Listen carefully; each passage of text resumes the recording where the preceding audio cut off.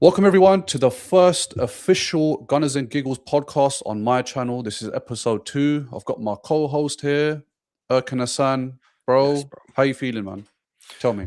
Good, man. Good. Other than almost snapping my ankle in half. Yeah, we're good, bro. We're just hoping there's more news about the transfers because, brother, there's not much change since the last since the last pod we had on my channel. So how you been, bro? Yeah, good, man. I won a game yesterday of football for the first time in 3 weeks. Scored a Hey, nice banger. So nice. apart from that, good. But I think, yeah, I'm kind of mutual when it comes to the feelings about Arsenal transfer Yeah. market. It's been quite slow. But then I think, obviously, as we go through this podcast, I think we're going to try to unravel why it's been moving slow because this isn't usually Arsenal behavior. So, I'm I think, yeah, but at the same time, we have been known to like take the mick and not get the player and then someone else sign him or he just gets a new contract. So I think it depends on who we're talking about because we always hear stories, bro, about a Benzema, a Ronaldo, Ibrahimovic, and Yaya Torres. And yeah, I don't know. I just hope Vini is not added to that list, bro. That's all I'm saying. yeah, see, that's the thing. When I was reading online today, I was saying, you know, it would be nice to have Vini and Alvarez, but they're saying if you get Alvarez, it'll be hard for us to get Vini. And if we get Vini, it'll be hard to get Alvarez at the same time. And I Mm, think mm, as Arsenal fans, we're trying to be quite spoiled, even though we had a good window last season. But the question I want to ask you is, let's say we don't get Bruno, we don't get Vini. How do you feel about Arsenal's squad this year moving forward? I feel like we should get one or the other, hopefully, anyway. Both obviously is ideal. But again, we've got players like Wanyeri coming back. Obviously, we've signed Azolis, who looks good, by the way. I'm sure we'll get into him Yeah. and his preseason goal and first game. But I'm not even scared about the rest of the league, bro. And I know it sounds cocky. I know it sounds arrogant, but no one's really pulling up trees with transfers, bro, apart from a Tottenham. But I mean, they needed it. Look where they were. Look Yeah. where they are.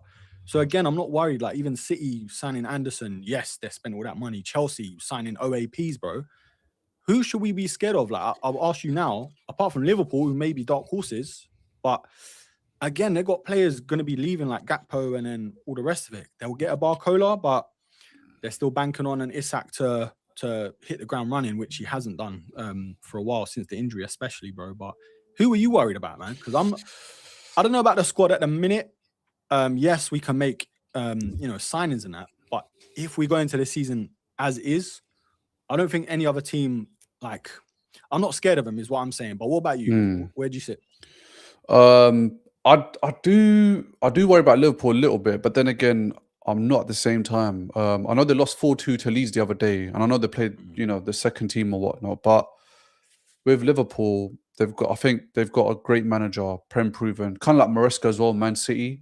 Yeah, But I feel like with Liverpool, they've got a lot to prove now. They've just come off obviously a really bad season with Slot, so I feel like they want to have a bounce back season. And obviously, they're in talks with Barcola. They were with Diamande, but it seems like transfers are stalling. So I don't think it's just an Arsenal problem. I feel like it's a yeah, problem across the whole board.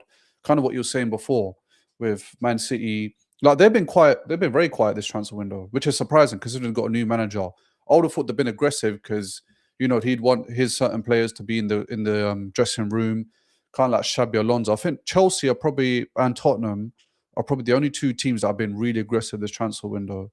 mm, And when I was reading about De Zerbi, he said, if I want to play, I'm like a shark. I really want to go out there and make sure I get them. So I don't know, man. But yeah, we got some chats. So we got BTL Pods. Big up Adnan. Yes, boys. Glad yes, to have you bro. joining, mate. And then See you later. we'll see you later. And then we got another one. Hi, Cass. Hope you're well. Guessing you've been on holiday for the last 2 weeks. Summer's been amazing. Yeah, it has, man. It's been great. But listen, make sure you subscribe to my boys' channel. We appreciate the support.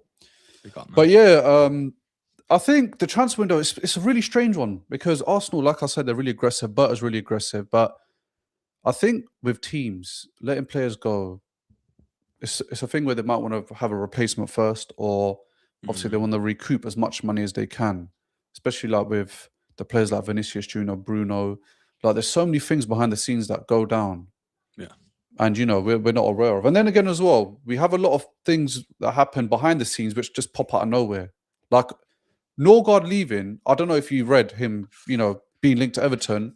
Nah. I never imagined Norgard just going to Everton like that. Yeah. And that's what got people excited, because there was all this build up in news all of a sudden that it was ramping up about Bruno, and then you hear the news of Norgard go, and it's like, okay, this is done now. Like, it should be announced anytime soon. Then you're hearing, I think today, Sky Sports coming out saying that the first official bid has been rejected. So it's like, this is, bro, I love this stuff in terms of transfers and the sagas and news and that. But brother, it feels like another episode of EastEnders, bro, because there's all these things, like even last season with Gyökeres, bro. It's like, oh yeah, he's dumped his girlfriend now, so he's definitely coming. Like, it's like, bro, it's not that deep, bro. I'm sure a multi-million-pound player that's earning big bucks can get a girlfriend like that. Like, it's not that deep. But at the end of the day, we're at this stage in the development of Arteta's phase 10 or whatever it is. This is what we've been wanting since the golden years of Wenger, bro. Signing, I mean, to be fair, even with Wenger, we weren't really going out and signing mad players. We were developing them, adding here and there, like like a great player here and there, but they weren't like world class, apart from maybe a Bergkamp, an Ozil, like here and there, drips and drabs. But now it feels like every position has at least two, maybe a third player that is sort of on par. And I think that's what you need, because City's had it. United used to have it. Remember their front four, bro? Tevez, Berbatov, Ronaldo, Rooney, like front four. Chicharito as well at one point. Yeah, Chicharito Hernandez. Yeah, it's crazy. But it is mad. But I mean, look, I don't want to put this on you, but out of the two, if you can only have one, I know it sounds mad because you want both, but Bruno or Vini, ideally, like I said, you want both, but if you can only get one, who would it be? Do you know why it's such a tricky question? Because I know if we get Bruno, there has to be an outgo in the midfield, because you can't have Skelly, Zubimendi, Rice. Obviously, Norgard's gone, but I feel like you can't have four players battling for two positions. It's so hard. But then again, you have to throw Marino in the mix as well. He's centre mid. Yeah. So in that aspect, it's hard. But then when you look at left wing, like I said, we got Zolis now, and he's looking sharp. And that's the thing. Imagine if Vini comes and then Zolis starts outperforming Vini. Vini's not the type of player that wants to sit on the bench. So you have another problem now. So I'd probably say I'm swaying towards Bruno Guimaraes, because I feel like the centre midfield last season, it's only towards the end when we kind of realised that, Skelly is actually playing wicked in midfield where he originates from. And that was kind of our weak area in terms of bringing the ball forward. Like we had Ødegaard playing centre back with Saliba and these guys dragging the ball forward when he should be up front supporting the attack. So how about you? What are you saying, Vini or Bruno?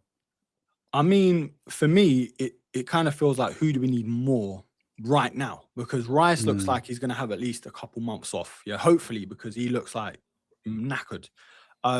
Zubimendi, there's still question marks. Can he do a full season at that high intensity?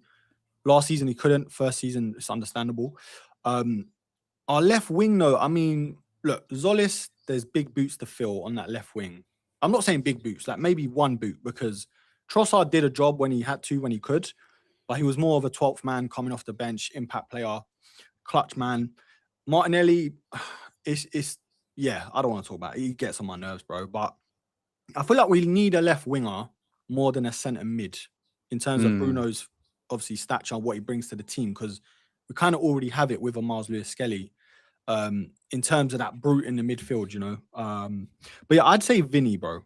But obviously, it's the value of him. It's the image. It's what it brings to the team, and the fear it will bring in other teams as well. That's another key. But I think realistically, we'll get Bruno. I don't think we'll get Vini, bro, because the way Madrid are just like posting up pictures of him now, I'm just like, you lot are just grow up, man. Do you know what I mean? But yeah, it is. Yeah, I think there's a comment actually relating to what you're kind of saying about Vini, but it being kind of more unrealistic than Bruno. But it's twofold. So big up twofold. He's a regular view in the channel, but he says big up the panel. But he says, unfortunately, I don't think Vini Jr. has come in because the reports that the meeting went really well between him and Madrid. Instead of wasting our time, we should go for Madrid. And then he goes on to say, I'd rather get Alvarez in than Vini because I've got a sneaking feeling he's going to stay at Madrid. And this is the thing as well, like, some people are saying it's a PR stunt. He's just trying to make all this noise because he wants his contract that he desires, that 30 million a year. He wants all his image rights because he's signed to, was it Rock Nation? Yeah. Like he wants all the stuff because he wants to have as much money as he can. And if he's using us as a scapegoat to get that, it's crazy. But would you think Alvarez is more realistic than Vini in terms of attacking options to buy him? Now remember, Alvarez, he's twerking for Barcelona. He doesn't really want to come to us. He wants the Barca move. But Atletico and Barca, they got a bit of beef. I think someone's getting sued as well. So yeah, Alvarez or Vini, do you think it's more realistic to get Alvarez? But do you think that with his attitude, he belongs with us, and you feel like it's somebody that will take regardless? Well, Alvarez be here. Yeah, Alvarez. I'll say before I answer that. Yeah, I don't know if this is true, so take this with a bucket of salt. But on X and Twitter, obviously not the most reliable of sources, there's a picture saying that the agent of Vini is on his way to London, and he posted up on his Instagram story. Now I don't know if that's true, but I mean, obviously sometimes the lie is more entertaining than the truth, so we'll run with that. So if that's the case, then that's a big big move in the signing if it happens. Yeah, I will say Alvarez feels like the more realistic target, but we've seen it before, bro. Signing a player or trying to lure a player in like a Suarez, even a Fabregas to an extent, where their ideal move was a Barcelona. Do you know what I'm saying? But on the other hand, he feels like a professional, bro. Like he's done his job at City. Obviously got sold because he didn't want to play before or behind Haaland. If we get a good year or two out of him, I don't mind, bro. Just go back, because you'll get a good amount of money back from a sell, hopefully, because I know we're the most rubbish team at selling. But yeah, why not? If we don't go for a Vini, or if we can't get a Vini, go for Alvarez, bro. 80-90 million. Maybe there's a trade in there with Gyökeres. I'll even take that. I don't want that because I think Gyökeres still has a lot to offer us. But yeah, what do you think though? Do you think Alvarez is realistic? Because it feels like we're the girlfriend before he wants to settle down. Do you know what I'm saying? With Barcelona and that. But yeah, what do you think? Yeah, I think Alvarez is more realistic. A, for the price, and B, because he wants out of Atletico, not because of money. He just doesn't want to play for them anymore because they're not winning anything. Plus, the culture there, I feel like it's a bit hostile because, and I don't know, I'm a bit surprised because Simeone's Argentinian, Alvarez is Argentinian. I thought they have a great relationship. I thought he might have trusted Simeone moving forward, but clearly not. And I don't know what his eagerness is to join Barcelona. Like, I know it's every South American's dream to play for Madrid or Barcelona. I understand that, but I mean, he specifically wants Barcelona. It's not like he wants to leave Atletico and go to a winning project. He specifically said, I want to go to Barcelona. So it's realistic, but then again, I wouldn't want Alvarez in our dressing room if I know he doesn't really want to play for us, because you're just there because you just wanted an escape. It's not like you really wanted to come and join Arsenal because you believe in Arteta's project and whatnot. So yeah, but I want to ask you, bro, can Barca even afford him? Because I know there's always like some mass hysteria with Barcelona's funds. Like sometimes they're signing 3 or 4, 5 world-class players, then all of a sudden they can't sign anyone for 2-3 years, bro. So bruv, something's going on, bruv. I don't know if they're doing Klarna. I don't know what they're doing, but they're somehow getting these players in with when they apparently got so much debt. So I really don't know where to begin when it comes to their finances. But yeah, man. We got a chat. It says, this feels like the Sergio Ramos again, trying to get new contracts with Real Madrid, but I flirting with Man United. I see too many collaborations, but I hope I'm wrong. Yeah, it could be like that. We got Jamal as well. Hello, lads. Big up Jamal. We got Jamil. And then we've got twofold again. I'm still waiting for Julian Draxler and Higuain to turn up for the Wenger days. Bro, we have to be realistic. Bruno G is coming, but Vini has a 30% chance of coming to us. Yeah, like I think kind of what we're saying as well. It's just us kind of just looking at the idea of Vini Jr., but then it's kind of like the Benzema saga. We spoke about this in the last stream. We don't want it to be the same case where every single window we're linked to a Vini and it never happens. And then boom, he goes off to like Al Nassr or something like that and gets 70 million a year. Yeah, yeah. So yeah, big up Adnan as well. If you don't sign any more forward players and just bought more defensive-minded players, how would you feel? Good question. Would you say Bruno G is more defensive than attacking? I'd say he's an 8. He's an 8, isn't he? So he's kind Yeah. of more defensive minded, but a bit like Xhaka, he can offer you a box crashing goal or an assist here and it, like he does for Newcastle. But I just think who he plays beside is the key if he does sign for Arsenal. Because if he does, if he's like with Rice, not instead of, then you could argue he will be more attacking. But if it's with Zubimendi, I feel like again he'll be more attacking. But Miles Lewis-Skelly, like there's a good double pivot in there. So I think it all depends who he plays with. Obviously, the system, as Arteta likes to chop and change sometimes. But yeah, I don't know how to feel about this question, bro, because we do have a strong front three in terms of depth. I wouldn't say it's world class, like for the most part, but again, if Saka's fit, raring to go, best in the league for me in terms of right wing. Up front, Havertz offers you something different to a Gyökeres. Don't forget, if Jesus stays, God forbid, then a left wing, obviously, is probably the shortest in terms of depth that we have. Those two, I don't know if you can rely on a new signing straight away. And a Martinelli who's not Brazilian, he's secretly from Burnley. But I don't know. What do you think, bro? Do you think we definitely need to prioritize the attack rather than bolstering the midfield? I feel like midfield was our weakness, and I think that's why we were so defensive, because we have Rice, who's quality, don't get me wrong, but you see at some points after the second part of the season, Zubimendi, he just looked so tired. Yeah. It was clearly showing. So, and I think at that time, we weren't really playing Skelly in midfield. I think if we did, it probably would have been a different story, but I think because Arteta was so reluctant to concede, so reluctant to lose games, he just wanted to play it safe. So we became almost such a defensive team after the second part of the season. And then when we scored 2 goals in a game, we were actually shocked. I think like 3-4 games in a row, we won by 1 goal. Or we scored 1 goal only. But another thing is look, a lot of these players that we bought in last season are going into their second year. And I feel like a lot of managers say this anyway about themselves or players. Never judge a player on his first season. Always judge him in his second season, because he's had a year to adapt to the culture, know what the manager system is, know the tactics. So could we be seeing a better Reze? Could we be seeing a better Zubimendi? Obviously, we've got Zolis in the mix. Madueke, he could be going mad. Gyökeres could be going mad. Like, there's so many players we can watch out for this second part of this second year of this Arsenal contract that it could be a difference. It could be a difference. And look, Bruno G, I feel like him coming in, he's got numbers going forward as well. Like, he's got a good goal scoring record. Good. I think he's like the only player to create over 200 plus chances in the last 2-3 years. One of the only few. So he can definitely do the creative role as well. So yeah. But we got a chat. Barcola will be more realistic than Vini.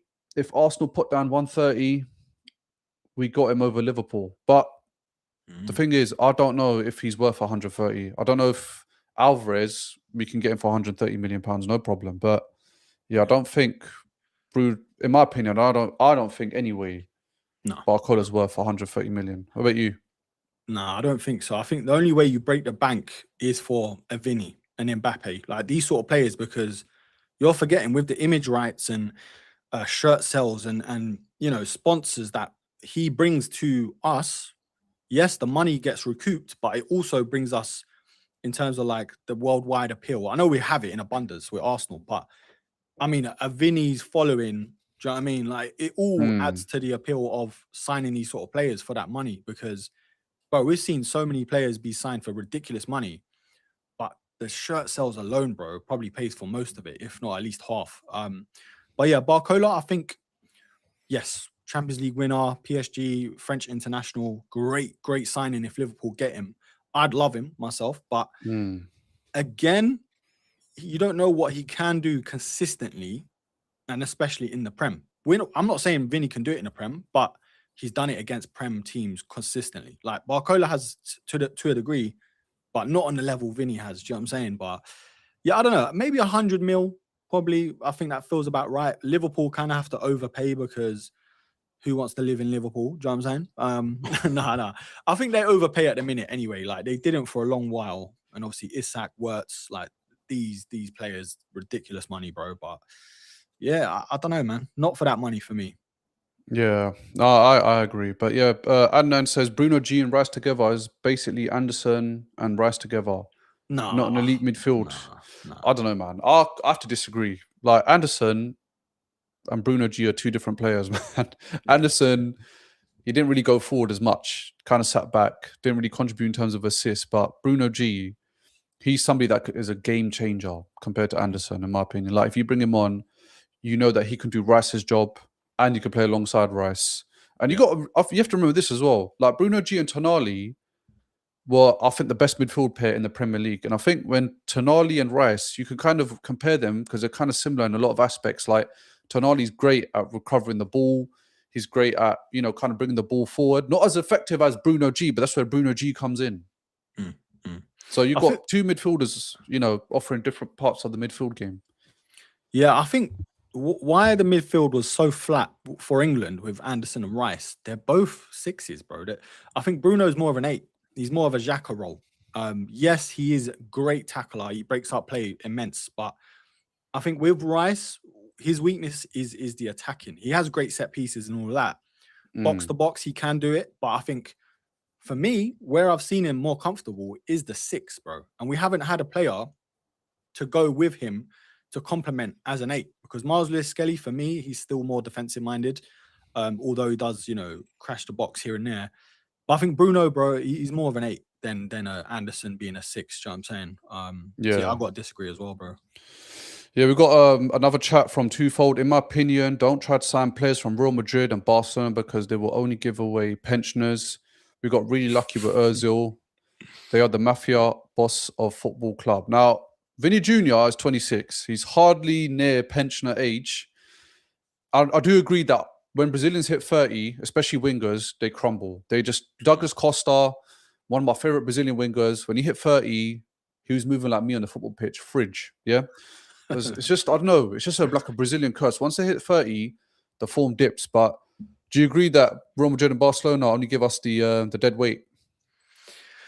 Sort of. I mean, we did get Sanchez as well, don't forget. And arguably, he was in his prime. When he went to United, different story. But you could say, though, because as a footballer from, the South Americans and all of that, you kind of work your way up to get to a Barcelona, Real Madrid. And arguably, they are the kings of football, in Europe. And you have the AC Milans of the world and whatever. But it's a sexy place to play, in it. Spain, paella, all that stuff. But I feel like, yeah, he's right, because they don't really let players go often until they reach a certain age, or there's a massive disruption. Because Ozil, they brought in the right players. They thought, no, we don't need him.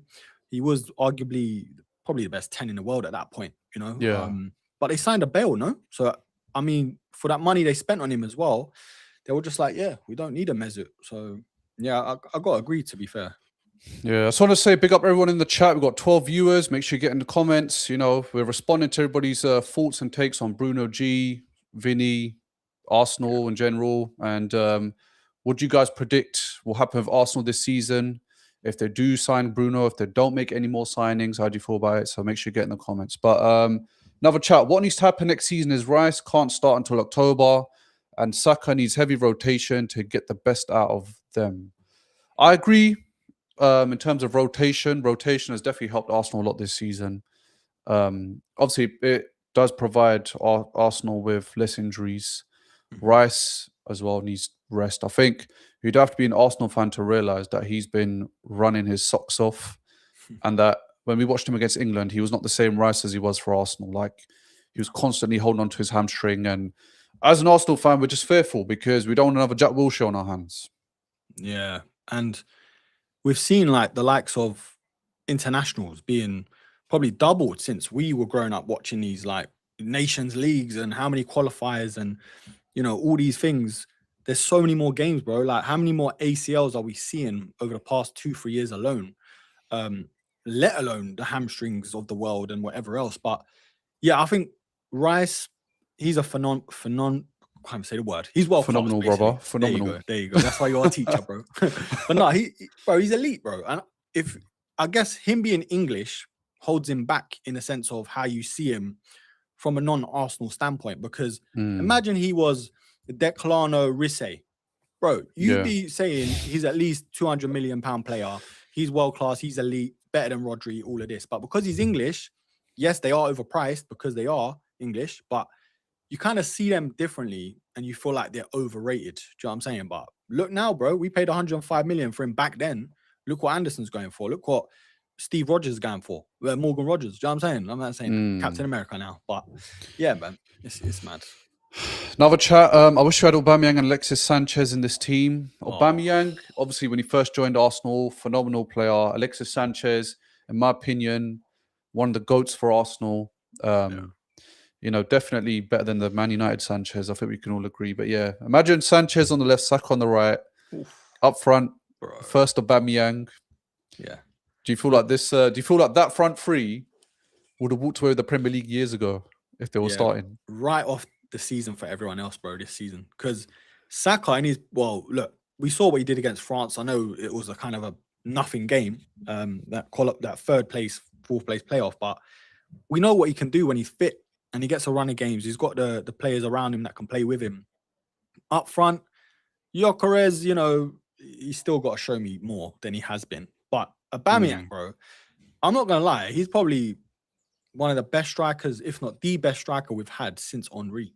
And we've had a lot of dead strikers up front. Some good ones, don't get me wrong. Like Giroud came good in the end when you've seen his catalogue of goals. But in terms of a striker, the pace, the finishing, the runs, even bringing players into play, I think Aubameyang is probably the best since Henry, man. I don't know about you, bro. Yeah, I think I have to agree. You know, we had Lord Bentner after Henry. He was absolutely diabolical. We had Marouane Chamakh. He was shit as well. Like, bro, there's so many strikers that we had. I'll probably say, actually, do you know what? I'll take that back. There's one striker, I think, between Aubameyang and Henry. Van Persie. Mad. He snaked us, but I'm saying in terms of like the athleticism that matches Henry, I have to agree, it's definitely the Aubameyang. But I think since Henry, bro, we've not had a mad striker. If you think about it. Yeah, it's mad. We've not had a 20+ goal striker since Aubameyang. It's mad. Even Lacazette, like, he was good. I loved Lacazette. Like, we all loved him, but he just weren't that striker you can depend on, bro. Like a guaranteed goal out of nothing. He had moments, he had pockets, but consistently, like with Aubameyang, you just knew there was going to be at least one goal in there. Do you know what I mean? But yeah, I don't know, man. Van Persie, he's the Voldemort of the world, bro. We don't say his name around here. Do you know what I'm saying? Yeah, that's true. But yeah, got to chat. Newcastle's a crap hole. That's why all their players are leaving. London is always going to be really attractive. But look, Isak, he didn't go to London. He went to Liverpool.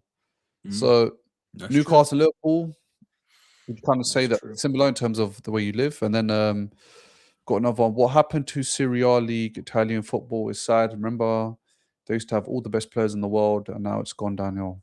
Listen, it was the scandal. It's nothing to do with English Premier League being better or anything. The scandal where Juve are paying refs and whatnot, and they got relegated to Serie B. That's what messed up Serie A. But yeah, we got a few chats coming in, man. Nice. What's this one? If we get Bruno G, one right back to cover for Timber, and one competent left wing, then we are in for the double. Prem and UCL. That's a bold statement. Bold statement. Yeah. Do you feel like we need another right back? I would have said no if Saliba wasn't injured, but that's because Mosquera could play there, and he's done a great job at right back when he's needed. I know he gave the penalty away in the Champions League final, but up until that point, bro, he kept Cara, very quiet. But then that Mosquera is gonna have to go to centre back, and then you're gonna have to depend on Ben White, who looks fit to be fair, and a Timber, which I don't know about Timber's fitness, man. I know he missed the World Cup and everything. If we can last 2-3 months, I know it's a big if, with that cover, and I think Saliba comes back, he's good to go, then yeah, I don't know if we need that cover, but it's a big if because we're fighting on a lot of fronts now, bro, and we want that UCL. Do you know what I'm saying? Yeah, I think with the right back situation, I understand where you're coming from, and even Timber, he was sent home early. But Yeah. apparently it's to do with his recovery process. Apparently that was put down before he even had any injuries Okay. Cool. or sustained anything when he was in the preseason. But I think he's trying to be cautious. But yeah, right back's proven a bit of a glass house. They made a Mm. glass with right backs this last season. Timber, we remember the first season he came, 2 games in, and he was done for the season. But yes, if we did get another right back, I know one has to go because Ben White, he missed a lot of football last season. Yeah. Played a lot of the cup games. Started playing well for most of it. Were spells where he looked a bit dry. But yeah, we're just fit to see. This is the thing, man. As football fans, our biggest worry isn't even transfers; it's fitness because 63 games a season, Mm. 63. Like you're bound to, The you thing know, is, bro, find you some know, injury. like a Ben White, a Saka, even now Declan Rice, their bodies are breaking down because of all the years. I'd say 4, maybe 3, 4, 5 years, we've reluctantly like run these boys into the ground and not got adequate cover, bro. Like Ben White, Mm. he was up there in best right back in the league at one point, even better than a Trent and a Reece James because they were so inconsistent defensively. Reece James obviously weren't always fit, still isn't. And Ben White now, bro, it's just like every now and again, every couple of months, he's just breaking down. Do you know what I'm saying? So this is why it's such a great time to see us have these problems of the depth. Who starts here? What do we do with Wanyeri? What do we do with Eze Odegaard? Timber, Ben White, like all these things we've been wishing for since Arteta signed, bro, and came in. Do you know what I'm saying? And got his players. Yeah, it's just it depends. If they play these players like fringe players or rotational players in the cup games, then we're cushy, bro. We're good. But Yeah.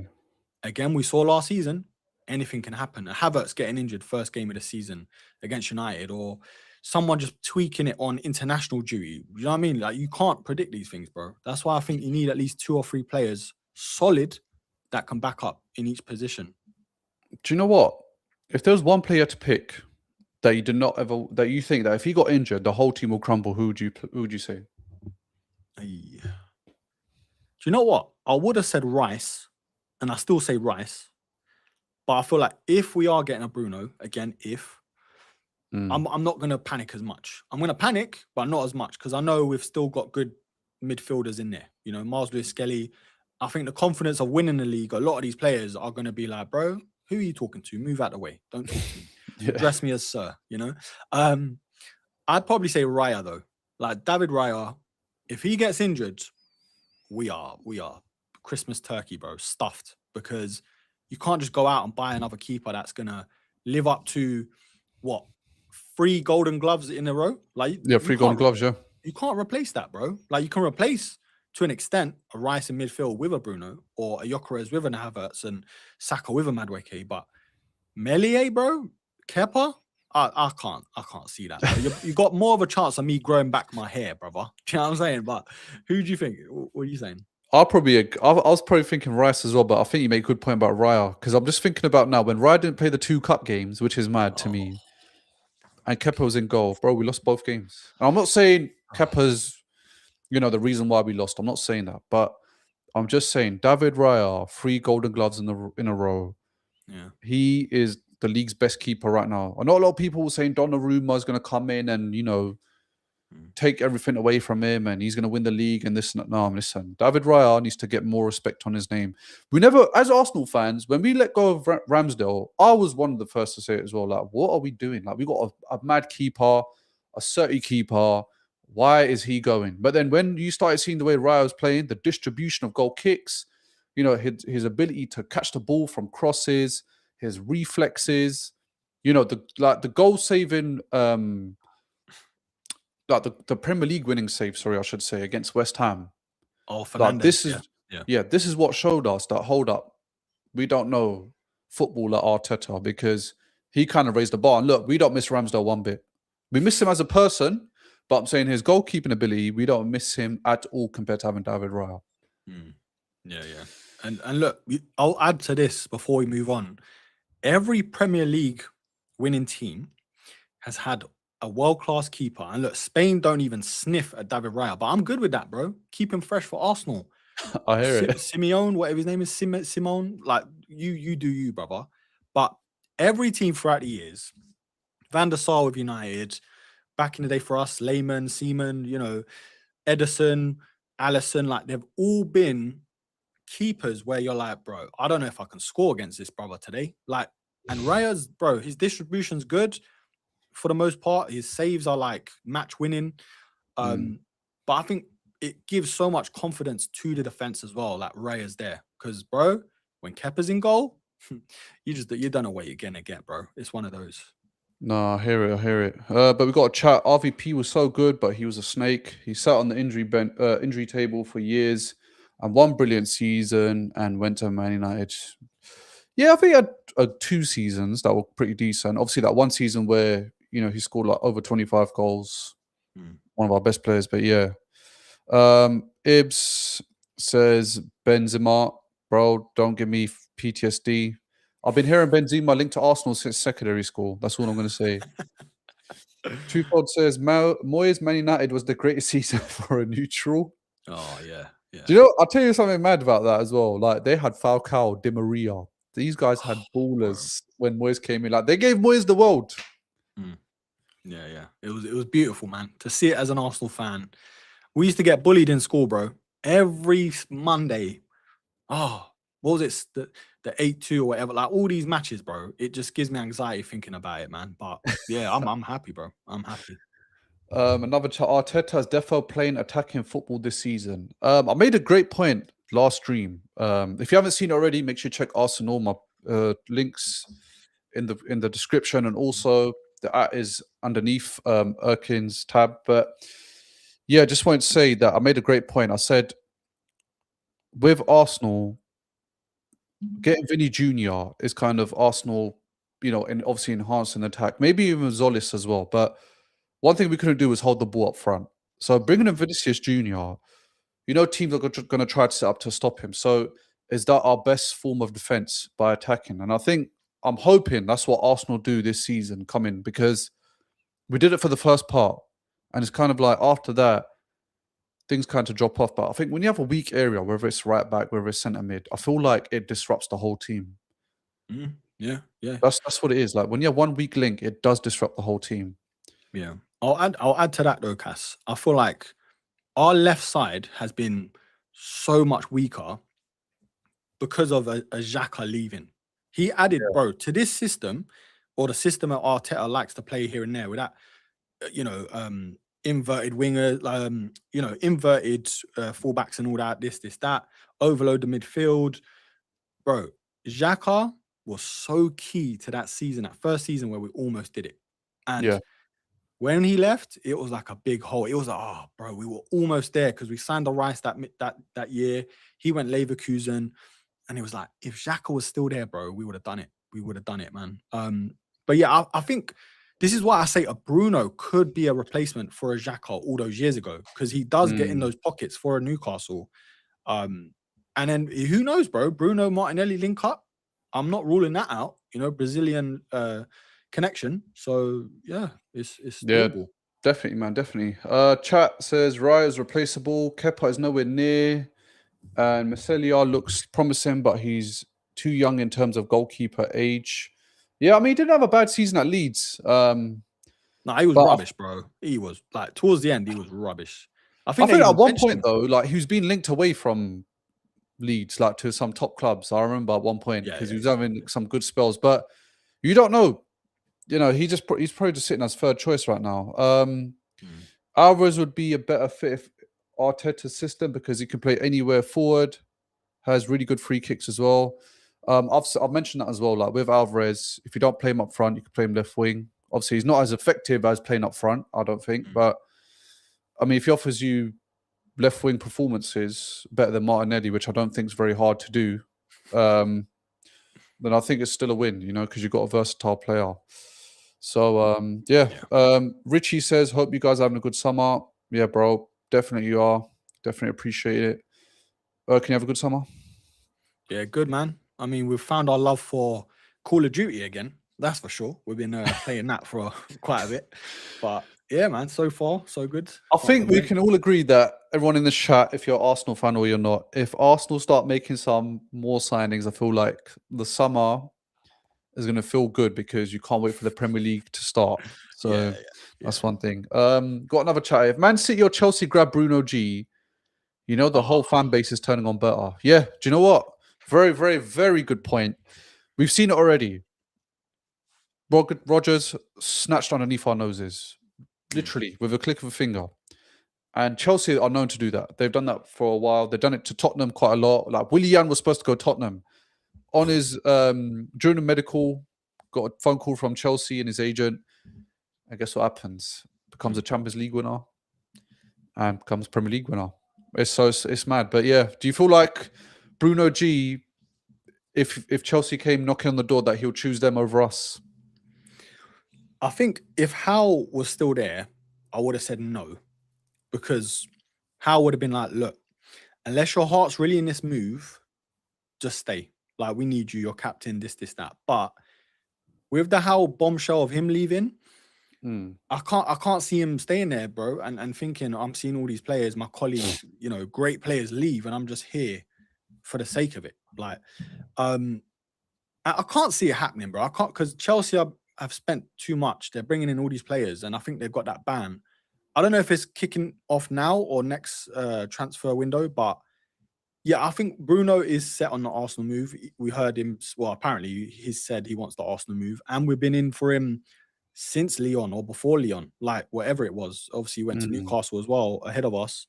But it's annoying, bro, because you'd think all that's been said and all we've been hearing and seeing, like, he's the top priority, he's top target, bro. Just spend the money, bro. You're saying 70 million plus 10 million add-ons. They want 8 million up front. Just pay it, bro. Because there's been so many times we've seen this story. Like, Arsenal are flirting. They're flirting. They're not trying to, seal the deal. And then bam, Chelsea come in. United come in. Like, all these teams just slap the money on the table, and then Bob's your uncle, Fanny's your aunt. That's that. Do you know what I'm saying? I just bro. We need to see these lot act like killers, man, and just sign him, bro. It's so true, so true. But the thing is, it's a good thing and a bad thing, because let's say, we sign Vinicius Junior, we're gonna have the last laugh, definitely. Yeah, for sure. Morgan Rogers, I think we can all agree he's not worth 117 million. I think we're gonna be paying some crazy amount for Vinicius. I think it's gonna be well over 130 million. I just have a feeling, because he wants to leave. I think Real Madrid will obviously know that he's, the best left winger in the world. Some people will say Kvaratskhelia, some people will say him. And they're going to say, look, you're having the best winger in the world, you're going to have to pay top dollar. Could be breaking the record for our history in terms of 100 million for what, though, Cass? When you put it that way, though, when a Rogers has gone for 117, Anderson's gone for 116, bro, 150, probably more, just about more for Vini. And obviously the wages on top, don't get me wrong, isn't a bad shout, bro. When you think about what he brings to the table, the experience, the fear factor, been there, done that with Champions League and image rights and all these things like that can sell millions of shirts, bro. And the I know it sounds stupid, but the social media side of it too, it adds at least another few million to the social media brand of Arsenal, because they've got a Vinny Jr. Do you know what I'm saying? So look, this money, it's not coming out of our bank, mate. It's not our money, bro. Like, if it makes sense business wise and player wise, on and off the field, it is worth every penny, bro. Yeah, I agree. And I think when you look at the finances, Arsenal made the most money, I'll probably say, out of every team in Europe in terms of revenue. Over 700 million. I think it was like 763.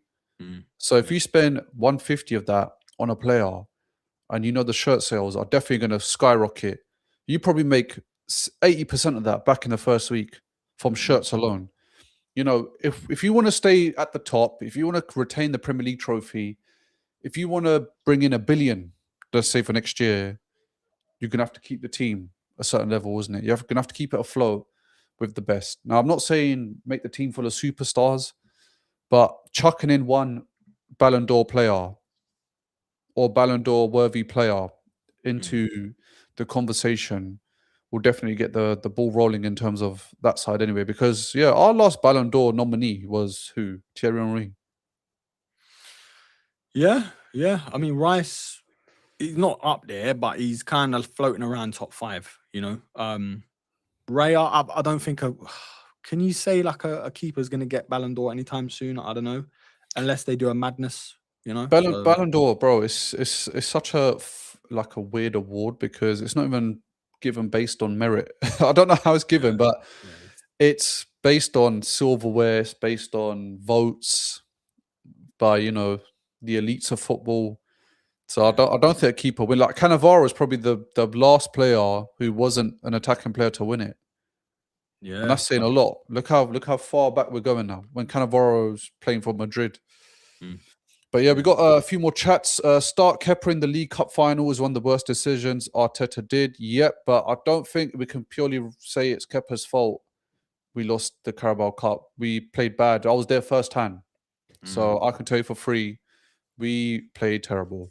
Call of Duty Modern Warfare 2 is the classic. Yes, it is, but we're on Modern Warfare 3 these days. Yeah. Another one. I miss when football transfer existed without the clickbait Romano. He killed off the suspense. Yeah, if you guys want to have a look at a little bit more research into Fabrizio Romano, I've made a video about it. It's in my it's on my channel.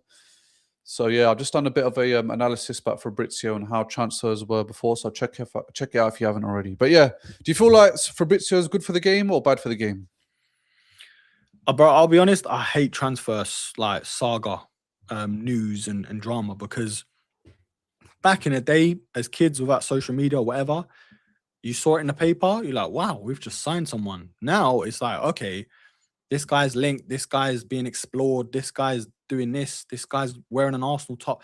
Like, it's draining. It's draining. And I get that's where we are as football fans and football media, social media and stuff. And it adds Hmm. to the excitement of signing a player or the build up and lead. Because, bro, imagine without social media, do you think there'd be any, you know, how do I say, any smoke thinking, oh, we could sign a Vini, like, nah, we wouldn't. But it works both ways. Yeah, I think when I was talking about my video as well, is that when Özil signed, all the fans were outside. They posted up. What was it like? Mate, yeah, Was it transfer deadline day we signed him? yeah, Yeah, it was. So it's late at night, of course. You got work in the morning. Got the Sky commentator there, surrounded, shitting himself. And then when he holds the mic, he says, "I can confirm, Mesut Özil is now an Arsenal player." Like it's just mad. Like I'm jumping, Asim's jumping, my brother. Like everyone's just going crazy. It's so sick. Whereas now, you don't really celebrate as a family because you just start sending it through chats on WhatsApp.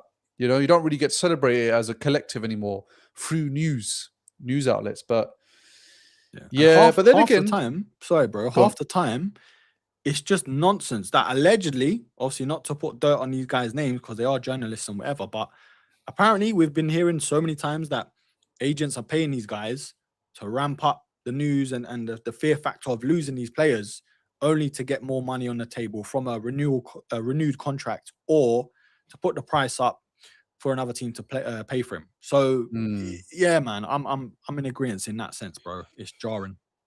But do you know what? As a content creator, do you feel like Fabrizio kind of helps us out? So let's say if there's news and there's something to talk about. I'll be honest, Fabrizio, David Ornstein, all these guys, Yeah. they do give a lot of input in terms of the terms agreed, what the contract will look like, what the fee might be. So without these guys, I feel like there's a lot of YouTube channels out there that will struggle to give the news because people will look at sources. Because you see some Facebook pages out there I've been seeing. Arsenal are about to sign Vinicius Jr. I saw that 2 months ago. Yeah, that's it. This is what people are doing. People would like. I see 1,000 likes on that post. 1,000 likes that Vinicius has signed for Arsenal. I'm like, there's got to be 1,000 stupid idiots out there. Yeah. So this is why sometimes it is good for to have these sources for, I think, the content creator side anyway. Yeah, it gives us something to talk about really, and fans a bit of clarity. But at the same time, it's like, how many times have we seen this players being explored and nothing comes of it? or someone else signs him, or he just stays and renews at his own Yeah. club. So yeah, I think it works both ways. But this is why I kind of hate the transfer nonsense, because it does get annoying, bro. It's just like, all right, is he signing him? Is he not? Just here we go it, and that's it. I don't want to hear exploration. Like, put Tomb Raider over there. Do you know what I'm saying? But yeah, No, let's I see hear what it, man. I happens. hear it. We got some chats in. Also, why do our sales always end up in clubs paying us peanuts, but other clubs can get massive amounts? Look at Chelsea. They sold, I think he means Garnacho, for nearly 50 million, who's one of the worst footballers. Yeah, great point. Our most expensive sale is Alex Oxlade-Chamberlain, and that wasn't even 50 million. So it says a lot. I think Arsenal, they run players to the ground till they're old. Yeah, I feel like we do hold on a lot to players. We've not been the thing. Yeah, agree, 100%. But we've never been, up until recently, the past, well, since Ozil, I'd say, we've not been a high paying wage club. So I feel like in some weird way, you kind of just want to get rid of the wages they're on anyway, even if it's not big, and get them out the door. Like even Aubameyang, we didn't even sell him, bro. We paid him out. And Ozil, I think we just let it run to the end of the contract and whatever. So yeah, I don't know. It's weird because you see Liverpool selling these dead players, bro, for like 35 million, 40 million. That's been our highest sell. I think, yeah, like you said, Iwobi's in there, I think, and Balogun. I think they are the most expensive sales we've done. When you think about the players we've had through the door, it is ridiculous, bro. It is ridiculous. It is mad. It is mad. Yeah. But if you think back in the day, Haleb, class player, Flamini, class player. We didn't get crazy amounts for them. Fabregas. And I think in today's market, there'll be at least 60, 70 million. Yeah. Haleb anyway, I think. But yeah, the market, Arsenal, I don't think, they were concentrating on making revenue, but I think it's from the aspect of finishing certain places in the table, qualifying in a certain place in Champions League. But I think the philosophy's changed now. I think Arsenal know that revenue comes in from winning, and it's true. It's proven. Like, you've made the most money for the club in a single calendar year by winning the Premier League, by reaching a Champions League final. Like, that has set you up for at least 2-3 windows if you bring in some solid players. So, yeah, unfortunately, the world of football is about finances. But again, if we sell a player for 100 million, it makes sense if you know you're going to bring in somebody of the same caliber or if not better. That's the thing. Yeah. So I think Arsenal, the way they're going, I don't think we really care about making money. I think it's about how we spend the money. Would you agree? Yeah, because I mean, look, we're one of the best run clubs in the world. Obviously, we don't just rely on player sales and everything. We rely on sponsorships or ticket sales, like all of these things. Obviously, trophies now. But you look at a Tottenham. I don't want to compare. Can't stand them. But the way they generate money that they can spend now from the venues, hiring it out to musicians, boxing, and all of that, is part of it, bro. It's the appeal of having such a great stadium and big brand, that people want to use your venues or teams as sponsors or whatever. Like, and I think now it's paying off because we can offer, big bucks. Even Havertz, look what he's on. Vini, if that ever does happen, I think it feels like now we've reaped the things that we've sowed because we're winning things. Obviously, we've won the Prem, FA Cups in the past and all that. But it feels like there was such a big gap between when we first got the Emirates and paying off that debt. What Wenger couldn't do, could do. A lot of that was down to the stadium, and it only feels like now, bro. Imagine Wenger had this money, bro. Can you imagine? I know. Like, it's mental, man. But do you know what? The thing is, with Wenger, he played beautiful football. Like, every football fan will agree. Like, the fluidity, the way we move the ball forward through counterattacks, the passing. But the beautiful football, bro, never bought us any silverware, especially towards the end of his career. It didn't. Like, we can see the scorpion kicks from Giroud. We can see the great link-up play with Jack Wilshere and Giroud against Norwich. But it never got us any silverware. We've got a few FA Cups here and there. But with Arteta, it's not pretty.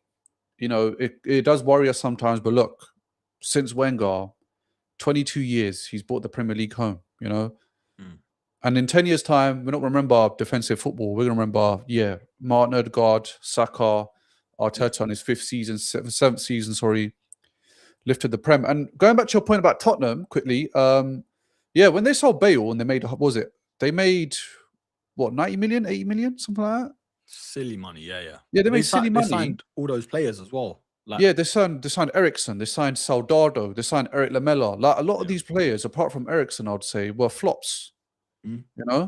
So you can have a great sale from a player, but what you do with the money and how you spend the money, I think, is more important, because we don't really care about the club's profit. We care about signings. We care about, what you're going to be using the money for. You're going to put it back into the club, or you're going to keep it. Daniel Levy as well. He made a lot of sales, and like one of our friends Shahan said, he's one of the first teams, I think, in the Premier League which went a whole season without buying a player, even though they make great revenue.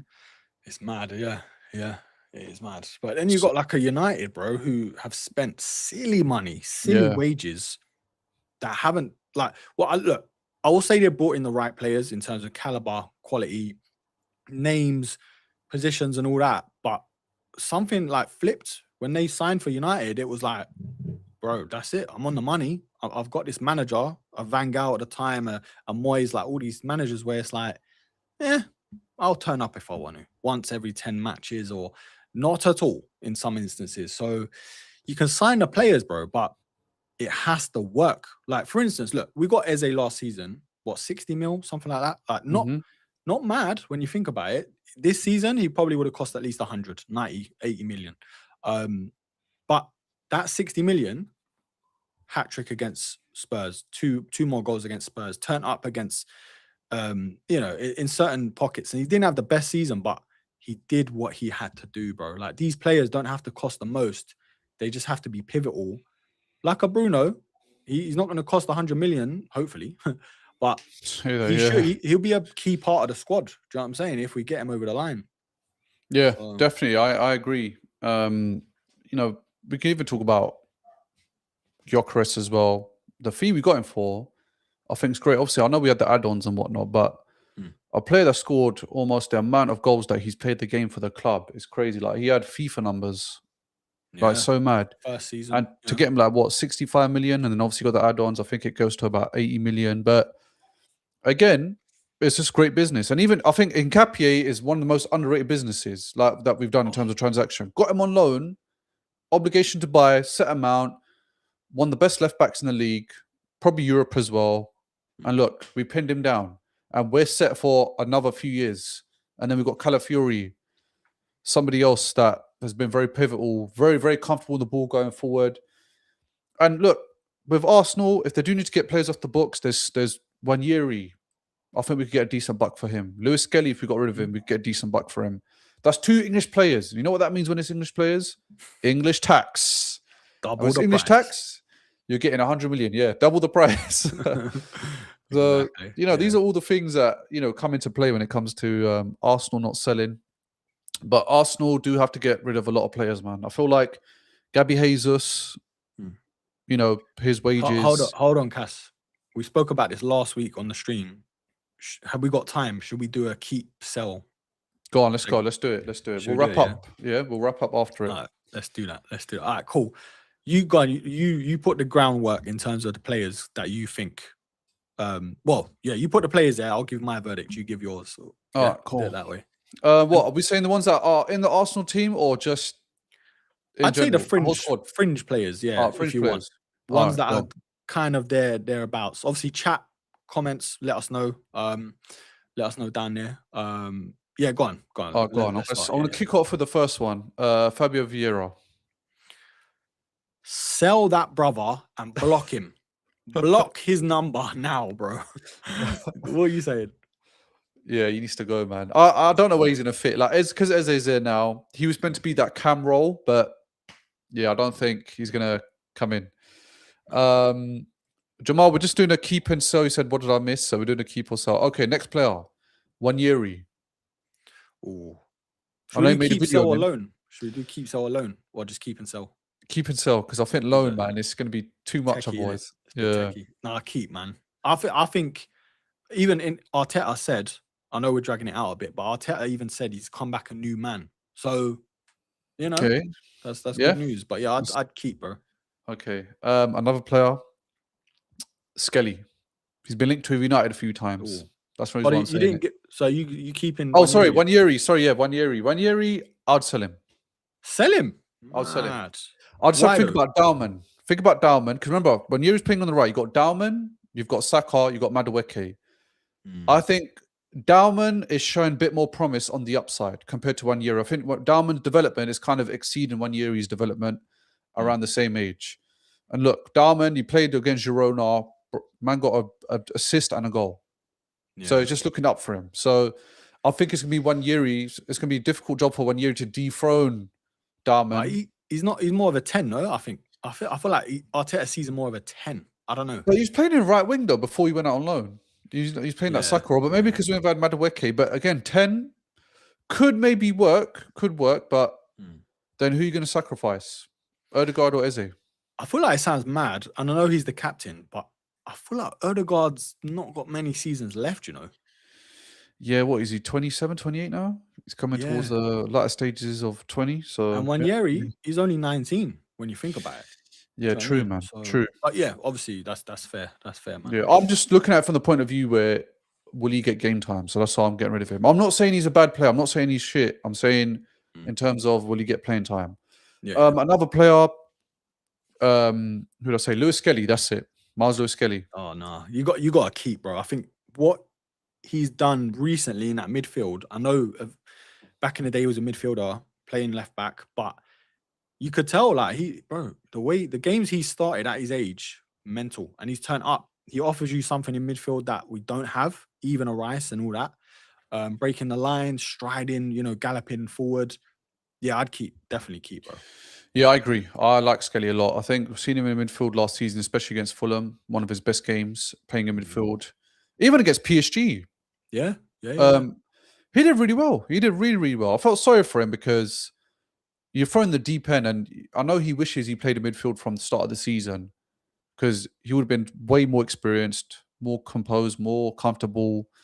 Would have understood the game a lot better. But yeah, I'd keep him. Gabby Jesus.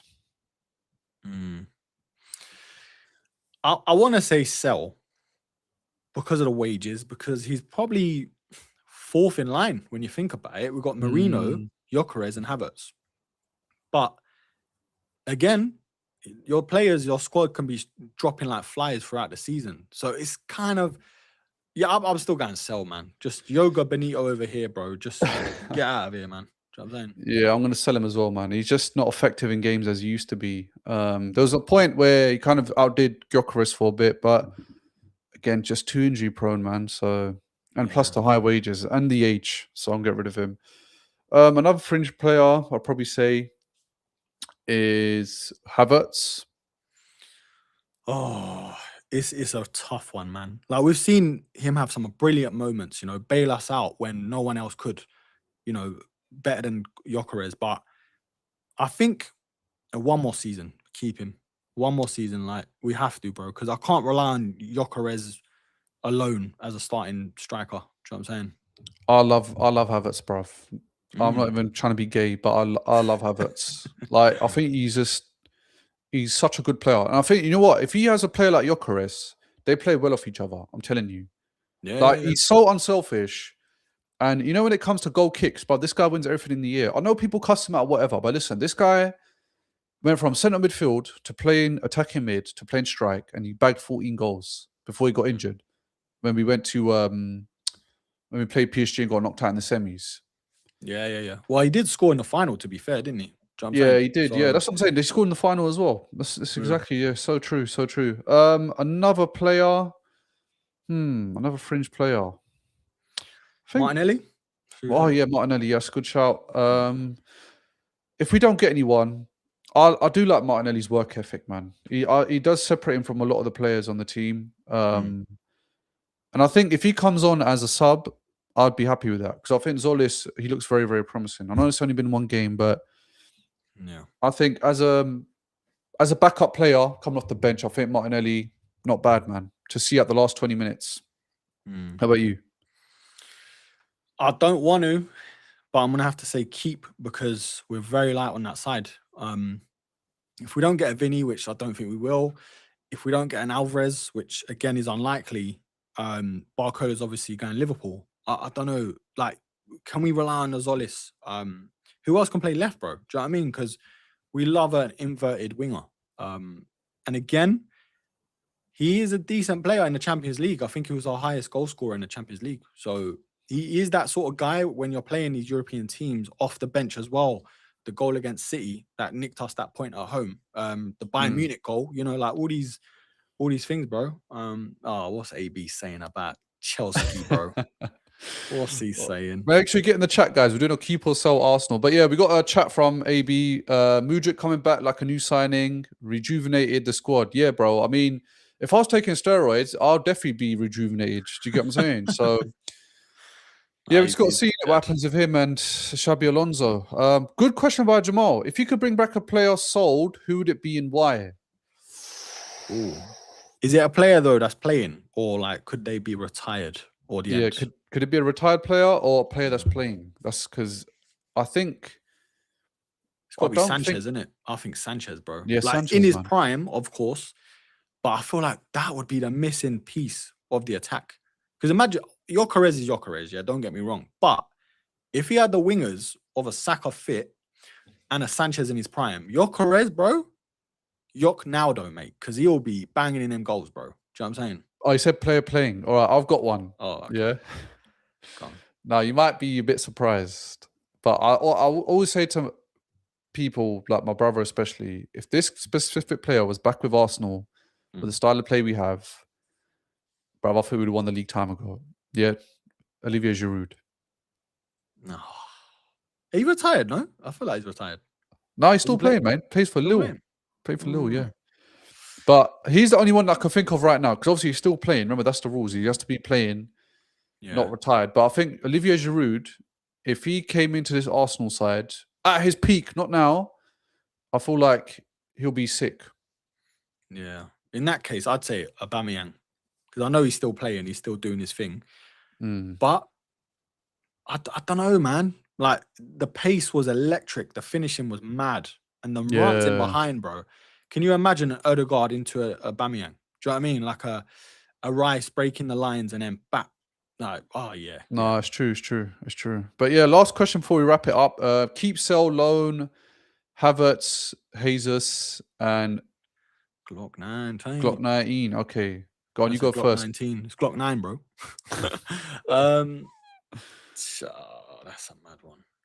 I'd sell Jesus. Oh, this is a mad one, Jamal. I can't lie. I'd loan. Oh, I'm trying to. I'd loan Havertz and I'd keep Gyökeres. Only because I feel like there's more to see from Gyökeres than Havertz. Just like I know what I'm getting with Havertz, and I can't rely on this brother the whole season. In patches, yeah, but I feel like Gyökeres, he probably offers us more overall as a striker. So yeah, that's my take. Yeah, I'd say I'll keep Gyökeres. I like the way he presses, gives 100% every game.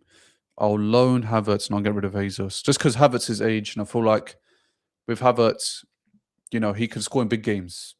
Definitely can. I've seen him score against City. I've seen him score against Chelsea, even though Chelsea's not a big game anymore. I've seen him score against PSG. Yeah. So that's one thing I will say. Chat says, Giroud said, thank you, Arsenal, after winning the Europa with Chelsea.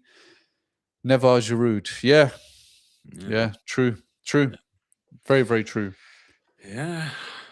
So yeah, just go on, look, before I wrap up. No, I was gonna say, yeah, he's a mug, bro. To be honest, yeah, he is. He's a bit of a prick for that, but yeah, we're just talking about footballing ability. Yeah, I'm not talking about being a snake. But yeah, I just want to say a big shout out to everybody that's joined in. Make sure you subscribe. Make sure you subscribe to Erkin, Arsene, all. Make sure you check out his content. Remember, every week we'll be switching around the lives. So obviously this week's my turn. Next week the podcast will be on his channel. So to keep up to date with all the podcasts, you need to subscribe to both channels. Now remember, you don't need to be an Arsenal fan. Debates can be from anyone. So yeah, any last word, Erk, for the chat, for the viewers? Nah, big up to everyone. Some great comments, apart from AB, but big up to everyone else. Been a good pod. Obviously, not much movement in terms of transfers and everything, but Yeah. always some good topics to chat. And yeah, man, it's only going to get better once the league started. Obviously, all the drama Yeah. starts. Yeah, subscribe to both of us. Instagram. Cass is starting up his Instagram. New Yep. camera as well. Who's this? This is Cass in 4K. Do you know what I'm saying? Yeah, man. 1080 actually. I had to Oh, yeah. decrease the size so the battery don't get cooked. But no, big up, man. Big up to everyone. Obviously, you're going to be seeing our faces quite a lot on each other's channel. So, yeah, shout out to everyone. Yeah. So yeah, make sure you like, comment, share, subscribe. Remember, our podcast every single Monday. Obviously, if it's match days on Monday, then we'll push the podcast further forward. Further back. And yeah, to keep up to date, make sure you hit the notification bell so you don't miss an upload. Till next time. Peace.